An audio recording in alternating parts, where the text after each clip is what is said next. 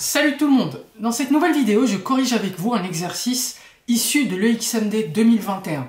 Il s'agit d'un exercice d'électricité qui concerne un circuit électrique en dérivation dans lequel on va demander de trouver une puissance électrique qui parcourt une résistance qui est donc montée en dérivation par rapport à une autre résistance, toutes les deux branchées sur un circuit. L'exercice est très intéressant, pas du tout difficile, qui nécessite quelques petites formules sur la puissance et qui nécessite également la connaissance de la loi des mailles et de la loi des nœuds, ce qu'on appelle les lois de Kirchhoff. Si vous appréciez ce type de vidéo, si vous voulez que je corrige davantage d'exercices issus de XMD, ou d'autres concours, d'exercices de maths, de physique, peu importe, n'hésitez pas à me le dire en commentaire sous cette vidéo. N'hésitez pas les amis également à vous abonner à cette chaîne, à activer la cloche pour être prévenu des prochaines sorties de vidéos. N'hésitez pas à me suivre sur les réseaux sociaux, sur Instagram et sur Facebook pour être prévenu de mes prochaines sorties de vidéos, de mes actualités, de mes cours particuliers. Si vous voulez justement un de mes cours particuliers, collectifs ou individuels, ou participer à un de mes stages de remise à niveau ou de préparation au concours, n'hésitez pas à m'écrire à l'adresse mail mounir.cours.particulier@gmail.com. Vous trouverez l'adresse mail en description de cette vidéo. Et donc les amis, on va commencer le traitement de cet exercice. Donc, on va avoir ici, dans le circuit ci-dessous, on a le courant dans la résistance de 2 ohms, d'accord? Donc cette résistance-là que je surligne en jaune, qui est égale à 1 ampère, d'accord? Donc ici on a une résistance, ici on a un courant qui va parcourir cette résistance, et donc on a tout ce qu'il faut pour justement quantifier ces deux valeurs-là. Il s'agit de trouver la puissance qui est dissipée dans la deuxième résistance, qui est montée en parallèle avec la première résistance. Donc comment est-ce qu'on s'y prend concrètement ici, afin de pouvoir établir la puissance qui parcourt la deuxième résistance, donc qui est prise entre ces deux points. Il va falloir que j'ai la tension et le courant, d'accord? Souvenez-vous les amis, la première relation de la puissance, la première formule qui donne la puissance, c'est la tension qui est aux bornes d'une résistance fois le courant qui parcourt cette résistance. Si on prend une résistance R, parcourue par un courant I, au bord de laquelle il y a une tension U, la puissance qui est dissipée à l'intérieur, c'est le produit de la tension fois le courant. Donc, souvent, les valeurs énergétiques ou les valeurs de puissance vont allier cause et conséquence. La cause de la circulation du courant électrique, c'est la différence de potentiel. Donc, la cause du mouvement des électrons, c'est la tension qui est la différence de potentiel. Et la conséquence, justement, c'est la circulation ou le flux des électrons dans le circuit, et ce flux est traduit par le courant électrique. Donc, le produit entre ces deux effets, l'effet cause, l'effet conséquence, me donne la puissance. Si je multiplie ça par le temps qui est nécessaire au parcours dans le circuit de ces électrons, j'obtiens l'énergie, d'accord? Et donc, effectivement, ici, on va avoir deux égalités équivalentes. Puisque je sais que la loi d'Ohm peut s'appliquer, je suis en convention récepteur, donc je sais que U, la tension, c'est égal à la résistance fois l'intensité du courant. La tension est proportionnelle à l'intensité du courant, et le coefficient de proportionnalité, c'est la valeur de la résistance qui est donnée en ohms. Donc je peux, dès lors que j'ai cette relation-là, je peux remplacer U, la tension, par R fois I.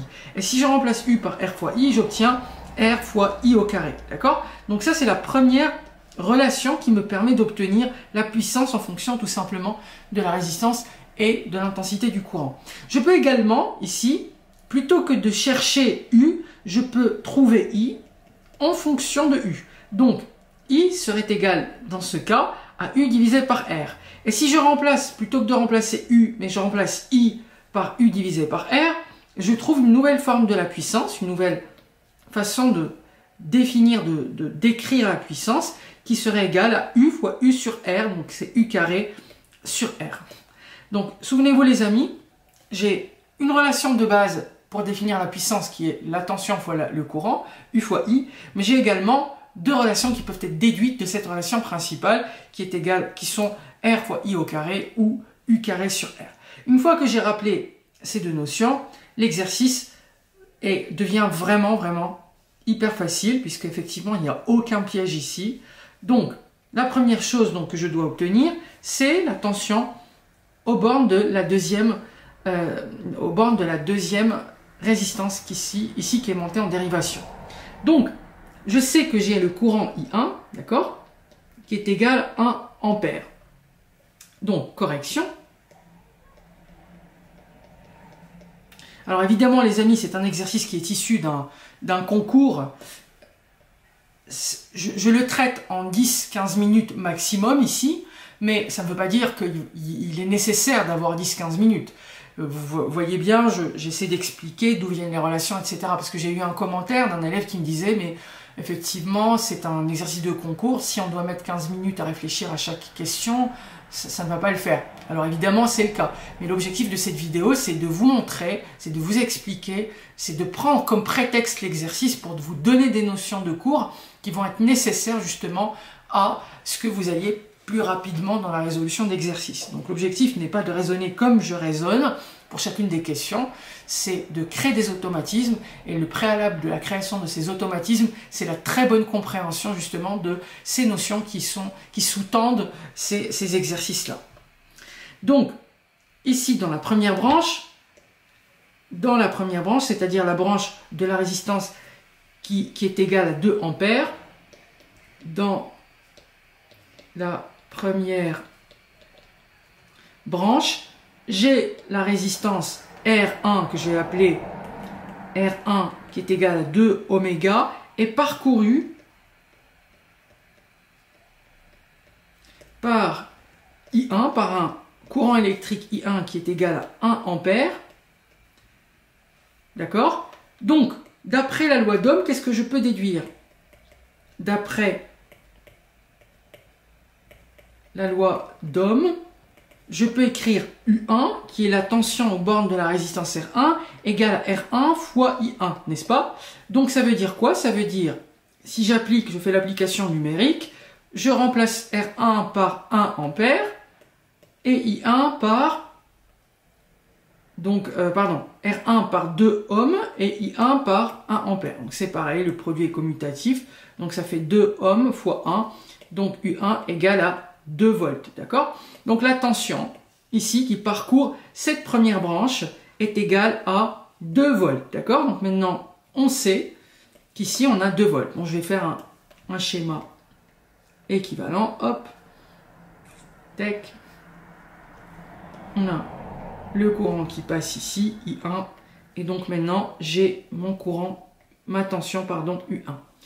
Donc, deuxième chose ici à connaître par cœur, c'est que lorsque on a un circuit en dérivation ou en parallèle, eh bien les amis, la tension ici, aux bornes de ces deux points, c'est pareil qu'aux bornes de ces deux points, parce que les deux points ici ne sont séparés que par un fil.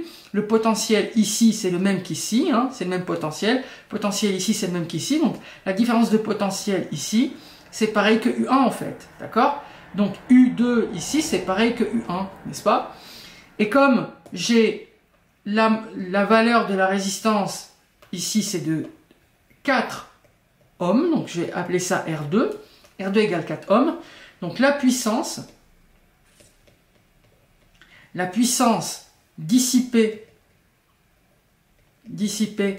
par la résistance R2 égale à 4 ohms, d'accord? C'est quoi? P2 égale à, donc souvenez-vous, c'est U2 fois I2, mais je m'en fiche un petit peu du courant qui passe par la deuxième branche. Je peux remplacer I2 par U2 divisé par R, souvenez-vous les amis, c'est la deuxième relation de la puissance, c'est U2 au carré divisé par R2, d'accord? Et donc, ce U2 au carré, on a dit que U2 c'est la même chose que U1, donc les amis, c'est quoi U2?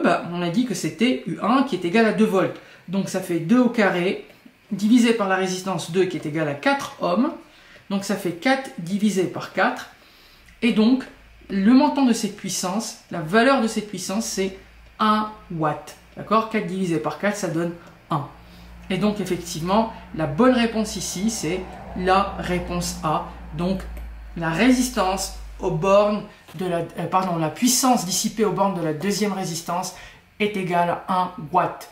Ça n'est absolument pas difficile dès lors qu'on a bien compris toutes ces étapes, ces notions, ces formules et qu'on les a mobilisées pour la résolution de cet exercice. Si vous avez apprécié cette vidéo les amis, n'hésitez surtout pas à vous abonner à cette chaîne, à activer la cloche, ça prend 1 seconde et ça me permet de gagner en visibilité sur YouTube.